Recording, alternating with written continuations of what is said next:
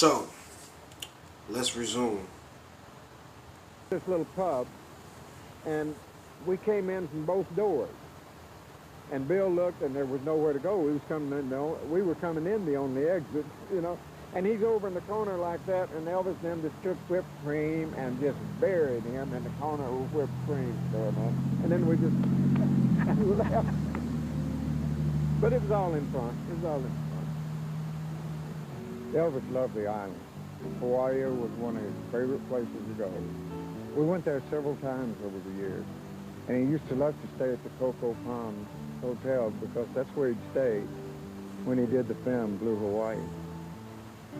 He loved the Hawaiian ceremonies at dinner time.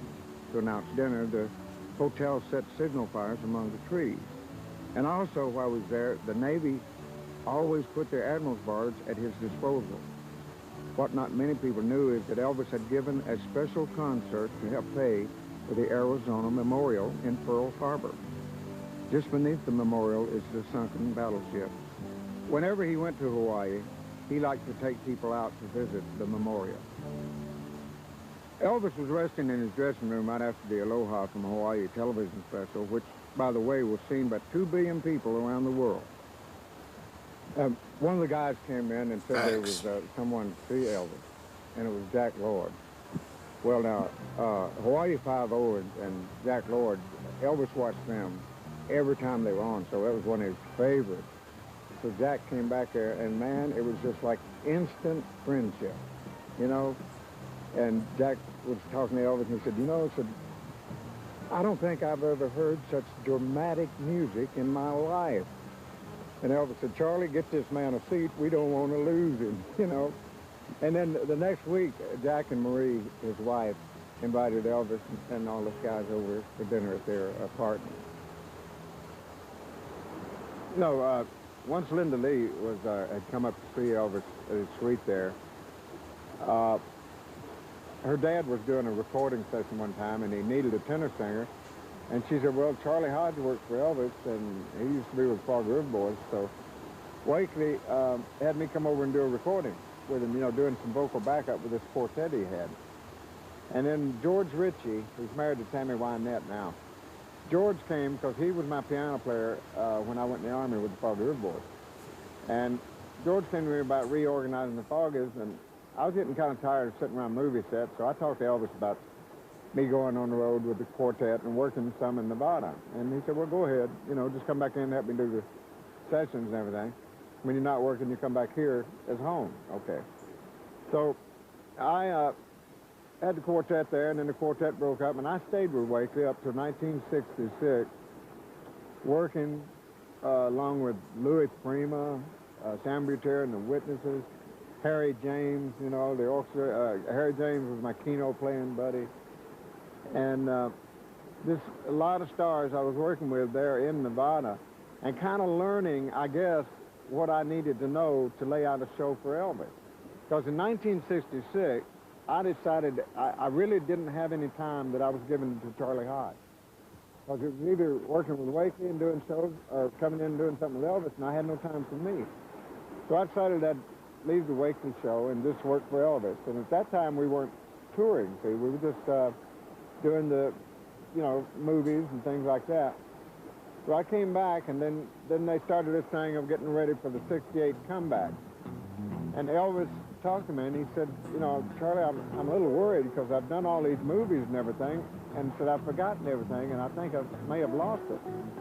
And I said, well, no, you hadn't. I said, it's just a matter of working on it again. And Elvis and I started working on his voice.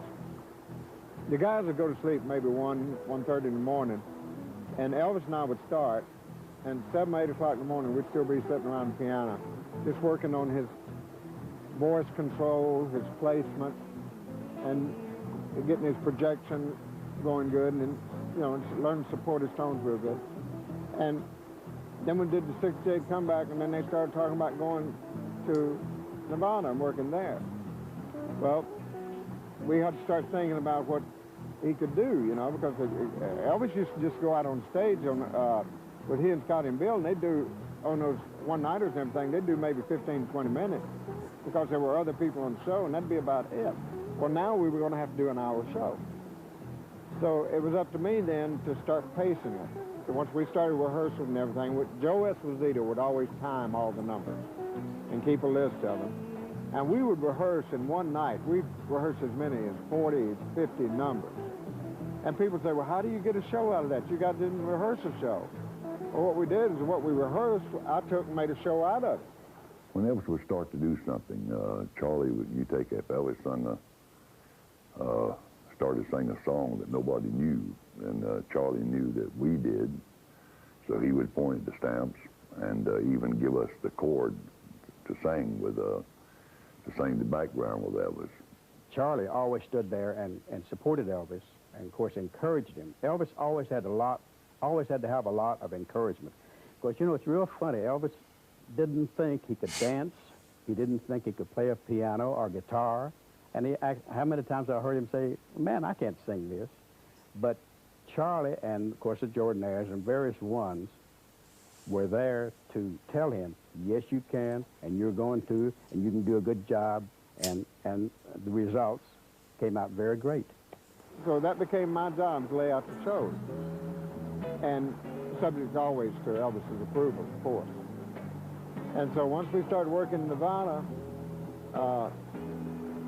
we'd do a rehearsal, and I'd lay out a show, and Elvis said, yeah, that'd be good. Then maybe later on, about halfway through, Charlie said, do you think we could do such and such song, something else rehearsal? Yeah, we can put it right here. He said, well, let's put that in there tonight. So put that in, and then he would decide he didn't want to lose that other number.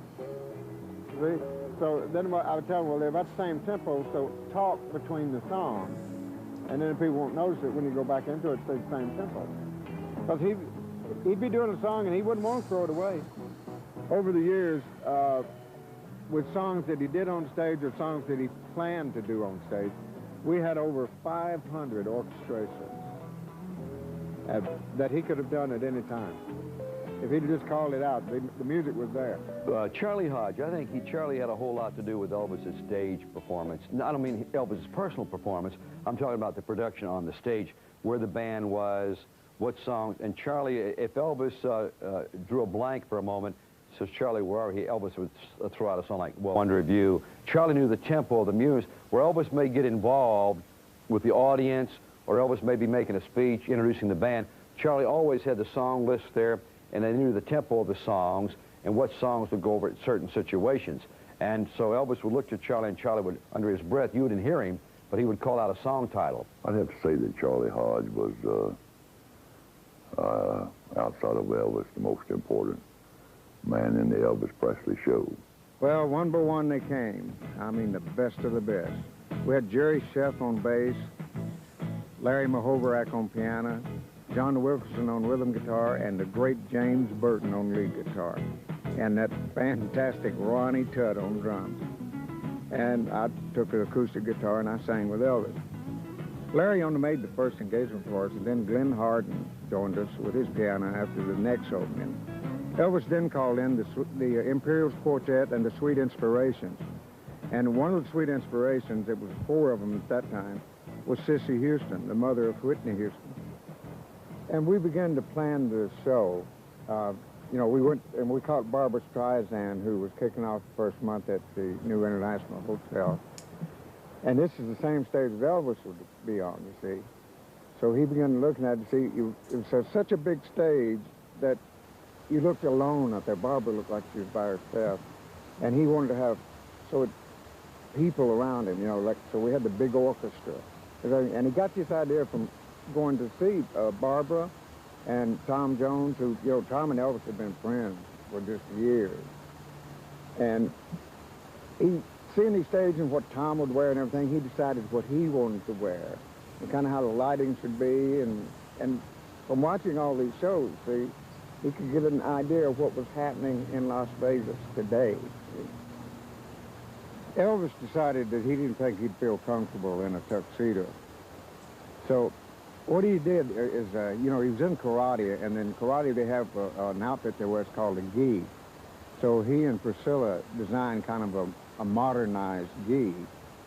And that way he could have freedom of movement on stage and do some of those great moves he did when he was singing the song.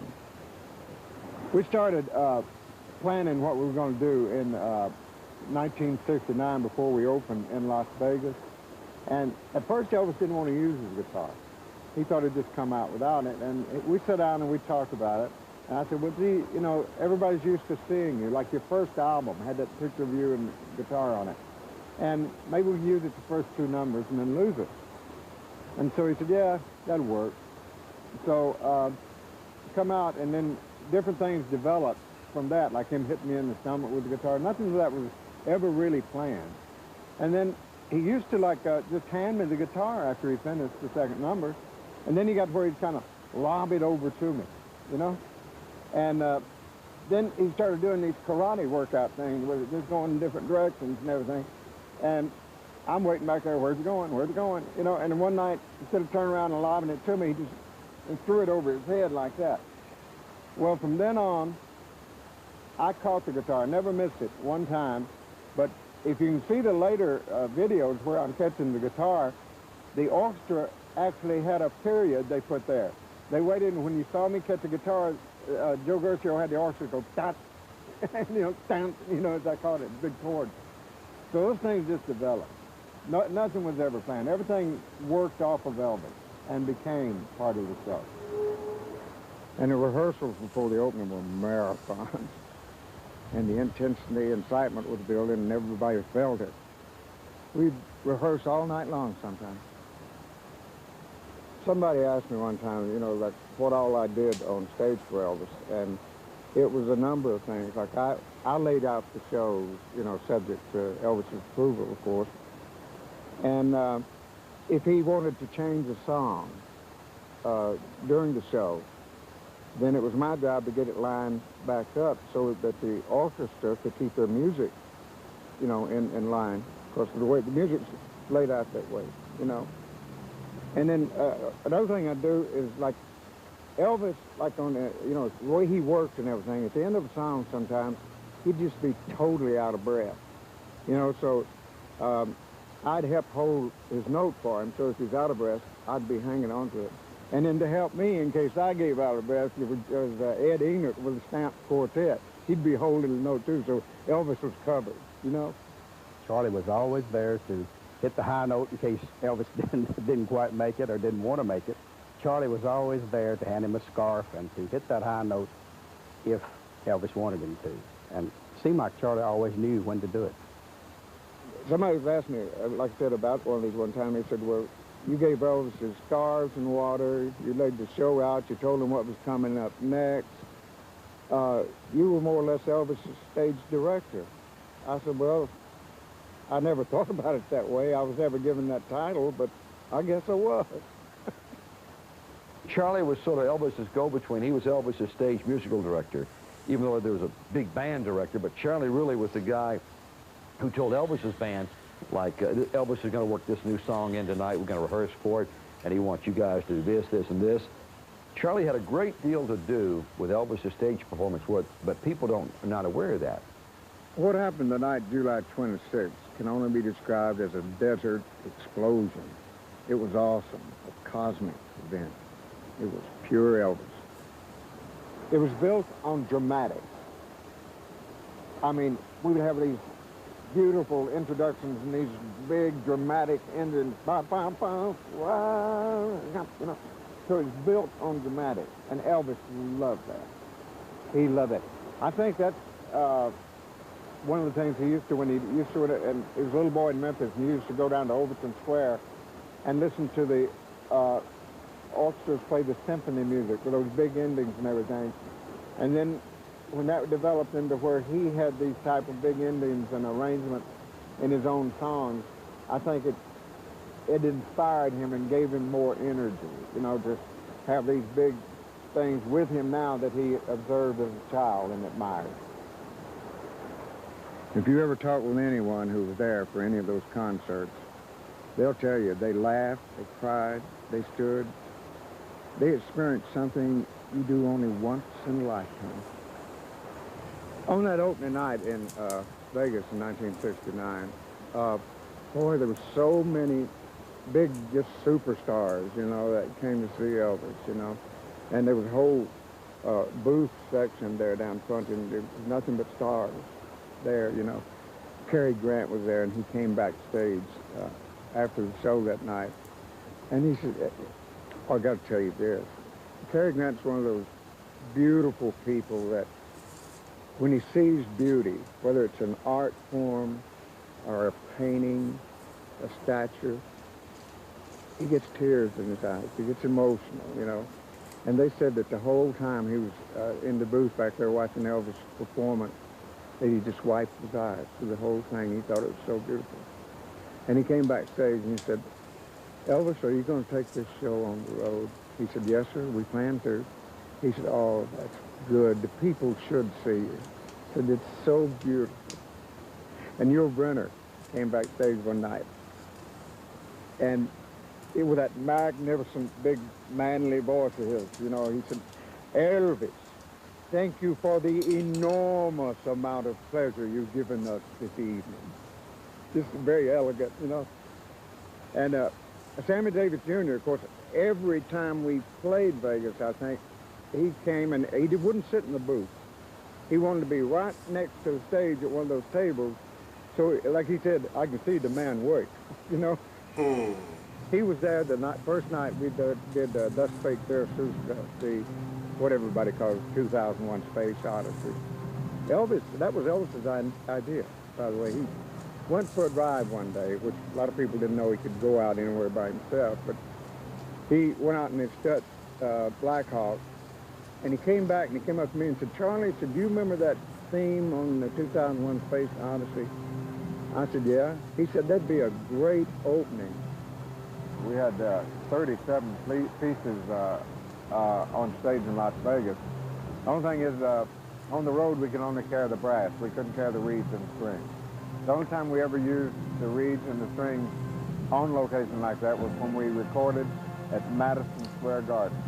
And then it was conducive there to use the strings and the reeds and the brass. But the whole thing was nice. Elvis would want me to play games with him. He didn't want to look like he was picking on me. Like he'd come over sometime and he would like take a drink of water and then throw water on me, and then he'd say just over his shoulder, "Throw some on me." So it looked like that we were playing with each other, and it wasn't just him picking on me, which I would do. And sometimes I'd take a kick at him just as he walked off and just barely miss him, you know, something like that.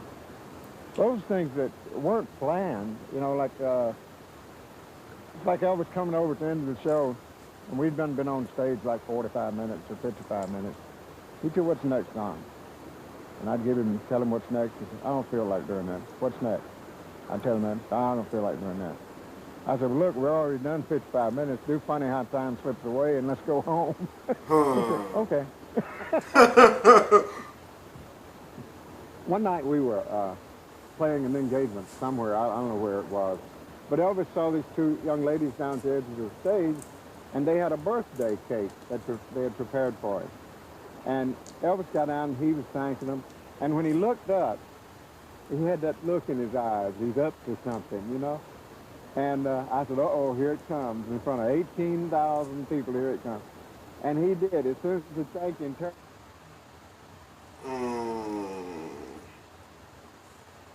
Man. So yeah, I learned a whole lot right about now, because I thought that Charlie Hodge was just, number one, a good friend, a loyal friend, but just a dude who's getting the water and the scarves, and I knew he helped out with the vocals from time to time, but to sit here and hear it in depth like that, it makes a whole lot of sense. And I always see them messing with each other, and the guitar thing, I always wondered if he ever dropped one of those, and he didn't drop one of them. But yeah, they had that kind of friendship where they could probably finish each other's sentences if they really wanted to. But yeah, so Charlie Hodge was the one to sit here and put the show together. We're gonna do bridge here. We're gonna do funny how time slips away here. We're gonna do a little gospel in this section right here. We're gonna do this. We're gonna do that. I never would have guessed that. I never would have guessed that. But I always said it looked like Charlie Hodge was the most loyal. And to even have, because there's like, when I hear JD speak, I listen. Because JD looked like a non-bullshitter. He gonna tell it for what it is. And when he even said Charlie was the main man, I believe it. I believed it before that. But just to have that JD with the stamp on it, get it? JD and the stamps? Anywho, just had that stamp on it. It just meant, yep, Charlie's the one. And I'm glad that he had that go-to person from the Army up until, you know what I'm saying? I'm pretty sure he needed that, wanted that, and they had a hell of a relationship. So that was very interesting to watch, though. But hopefully you enjoy this right here. Drop me a comment. Let me know what you think.